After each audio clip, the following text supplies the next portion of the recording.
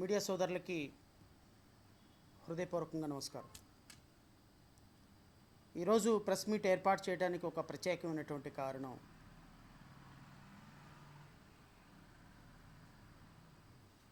గత ప్రభుత్వంలో జరిగినటువంటి అత్యంత దుర్మార్గకరమైనటువంటి ఒక ఇన్సిడెంటు, డ్రైవర్ సుబ్రహ్మణ్యం అనేటువంటి ఒక యువకుడి యొక్క హత్య. ఒక ప్రజాప్రతినిధిగా ఉన్నటువంటి ఒక ఎమ్మెల్సీ ఒక యువకుణ్ణి, తన దగ్గర పనిచేస్తున్నటువంటి ఒక యువకుణ్ణి అత్యంత దారుణంగా, పాశవికంగా హత్య చేసి ఆ డెడ్ బాడీని తీసుకొని వెళ్ళి డోర్ డెలివరీ చేసి తల్లిదండ్రులకు అప్పగించినటువంటి వైనం రాష్ట్ర వ్యాప్తంగా ఎంతో సంచలనం సృష్టించిందన్న విషయం రాష్ట్ర ప్రజలకు తెలుసు, మీడియా సోదరులకు కూడా తెలుసు.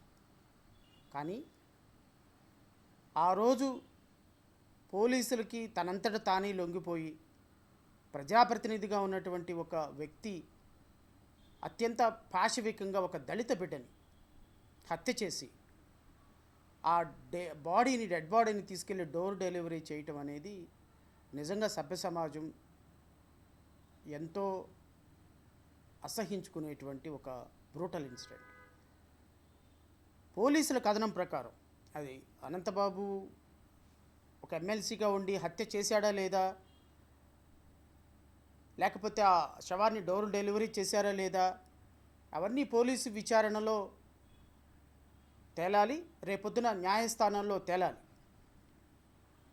చట్టం ప్రకారం ఒక వ్యక్తి unless proven guilty is considered to be an innocent. ఒక వ్యక్తి నేర నిరూపణ జరిగేంత వరకు కూడా అతను కేవలం ఒక ఆరోపించబడినటువంటి వ్యక్తే తప్ప, నేరాన్ని ఆరోపించబడిన వ్యక్తే తప్ప హంతకుడు కాదు. కానీ పోలీస్ రికార్డుల ప్రకారం, పోలీసులు వేసిన ఛార్జ్షీట్ల ప్రకారం ఒక ఎమ్మెల్సీగా, ప్రజాప్రతినిధిగా ఉన్నటువంటి ఒక ఎమ్మెల్సీ ఒక తన దగ్గర పనిచేసేటువంటి ఒక వ్యక్తిని చంపి డోర్ డెలివరీ చేశారని అన్ని ఆధారాలు సేకరించినటువంటి పోలీసుల కేసు బేస్ చేసుకొని ఈరోజు రాష్ట్ర ప్రభుత్వాన్ని నేను డిమాండ్ చేస్తున్నాను. అత్యంత దుర్మార్గకరమైనటువంటి విషయం ఏంటి అంటే, ఈ ఇన్సిడెంటు గత ప్రభుత్వంలో వైఎస్ఆర్పి పార్టీ గవర్నమెంట్లో జరిగిన ఇన్సిడెంట్. ఆ రోజున చాలా గొడవ చేశాం, ధర్నాలు చేశాం, రాస్తారోకోలు చేశాం, న్యాయం కోసం రోడ్లు ఎక్కాం. ఆ ముసలి తల్లిదండ్రుల కోసం, వారికి న్యాయం చేయమని వీధిలా వాడల న్యాయం కోసం, ఆ తల్లిదండ్రుల న్యాయం కోసం రోడ్డు మీద కూర్చొని ఆ వ్యక్తుల్ని అరెస్ట్ చేసేంత వరకు పోరాటం చేశాం. గత 5 సంవత్సరాల్లో గత ప్రభుత్వం ఒక ఎమ్మెల్సీగా ఉండి ఒక దళిత బిడ్డని హత్య చేసినటువంటి ఒక వ్యక్తి మీద కనీసం సస్పెండ్ కూడా చేయకుండా తన పార్టీ కార్యక్రమాల్లో తిప్పుకున్నటువంటి వైనాన్ని కూడా చాలా వరకు రాష్ట్ర ప్రభుత్వాన్ని ప్రశ్నించే విధంగా ప్రతిరోజు ప్రతి క్షణం ఆ సమస్యల మీద న్యాయ పోరాటం చేసాం, రాజకీయ పోరాటం చేసాం, ప్రజా పోరాటం చేసాం. అల్టిమేట్గా ఆ కుటుంబానికి న్యాయం జరగాలి అనేటువంటి ఒక మోటివ్ తోటి మేము ఆ రోజు 5 సంవత్సరాల పాటు గత ప్రభుత్వం మీద ఒత్తిడి తీసుకొచ్చాం. మేము ఆ రోజు ఆ ప్రభుత్వం మీద ఒత్తిడి తీసుకొచ్చిన మా పోరాట ఫలితంగానే ఆ రోజున అనంతబాబు అనేటువంటి ఒక ఎమ్మెల్సీ అరెస్ట్ కాబడ్డాడు. అతని మీద ఛార్జ్షీట్ వేయబడింది.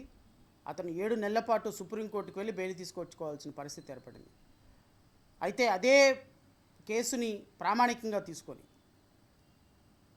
ఒక ఎమ్మెల్సీగా ఉన్నటువంటి వ్యక్తిని ఖచ్చితంగా మేము అరెస్ట్ చేస్తాము, న్యాయస్థానాలలో దోషిగా నిలబెడతామని మాట ఇచ్చినటువంటి కూటమి ప్రభుత్వం ఇప్పటికి 2 సంవత్సరాలు రమారమి కావస్తుంటే కనీసం దాని మీద విచారణ కొనసాగించేటువంటి పరిస్థితి కూడా చేయటంలా. మా పార్టీ జై భీమ్రావ్ భారత్ పార్టీగా నేను రాష్ట్ర ప్రభుత్వాన్ని డిమాండ్ చేస్తున్నా, గత ప్రభుత్వంలో జరిగినటువంటి ఇన్సిడెంట్ని ఆసరాగా చేసుకొని మీ ప్రభుత్వం అధికారంలోకి వచ్చింది. ముఖ్యమంత్రి చంద్రబాబు నాయుడు, మంత్రి నారా లోకేష్, మీరందరూ కూడా డ్రైవర్ సుబ్రహ్మణ్యం హత్య కేసుని చాలా సీరియస్గా తీసుకున్నారు. ఆ తల్లిదండ్రులకు న్యాయం చేస్తామని చెప్పారు, ఆ కుటుంబానికి బాసటగా నిలబడతామని చెప్పారు, దళిత యువకుని చంపినటువంటి వ్యక్తికి ఖచ్చితంగా శిక్ష పడేటట్టు చేస్తామని చెప్పారు. కానీ 2 సంవత్సరాలు అయినప్పటికీ కూడా మీరు నిమ్మకు నీరెత్తినట్టు మెదలకుండా కూర్చొని ఆ కుటుంబానికి అన్యాయం చేయిస్తున్నారు అనేటువంటి భావన మా పార్టీ మీద ఉంది.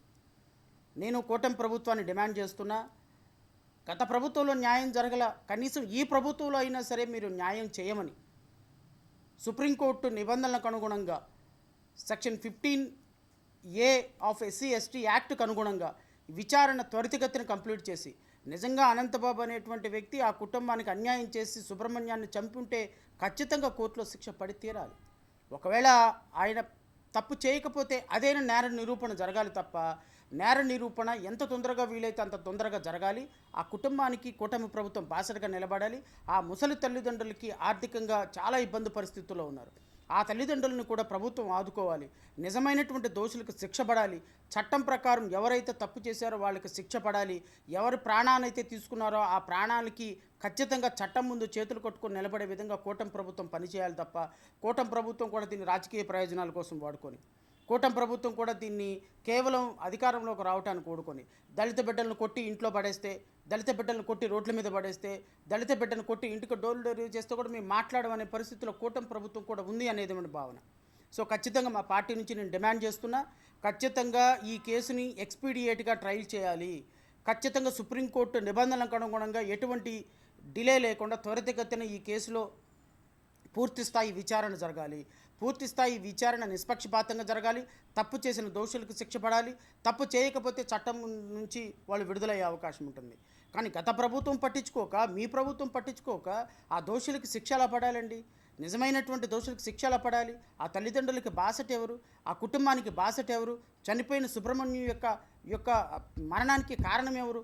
దీనికి ఖచ్చితంగా ఇప్పటికీ రమారమి గత ప్రభుత్వంలో యాక్షన్ లేదు, ఈ ప్రభుత్వంలో యాక్షన్ లేదు, ఇంకా ఎన్ని సంవత్సరాలు పడుతుందో తెలియదు. సో నేను త్వరితగతిన ఈ కేసును కంప్లీట్ చేసి నిందితుడికి శిక్ష పడే విధంగా మీ ప్రభుత్వం చర్యలు తీసుకోవాలి. తప్పు చేసి ఉంటే ఖచ్చితంగా ఆ వ్యక్తి శిక్షకు అర్హత కలిగించే విధంగా మీ ప్రభుత్వం పనిచేయాలి అని నేను ఈ కూటమి ప్రభుత్వాన్ని డిమాండ్ చేస్తూ, ఒకవేళ ఈ ప్రభుత్వం కనుక శిక్ష వేయించే పరిస్థితుల్లో ట్రయల్ కన్నా కంప్లీట్గా సుప్రీంకోర్టు నిబంధనలకు అనుగుణంగా చేయకపోతే ఖచ్చితంగా మేము ఉద్యమిస్తాం, మా కార్యాచరణ ప్రణాళిక ప్రకటిస్తామని నేను ఈ కూటమి ప్రభుత్వాన్ని హెచ్చరిక జారీ చేస్తాను.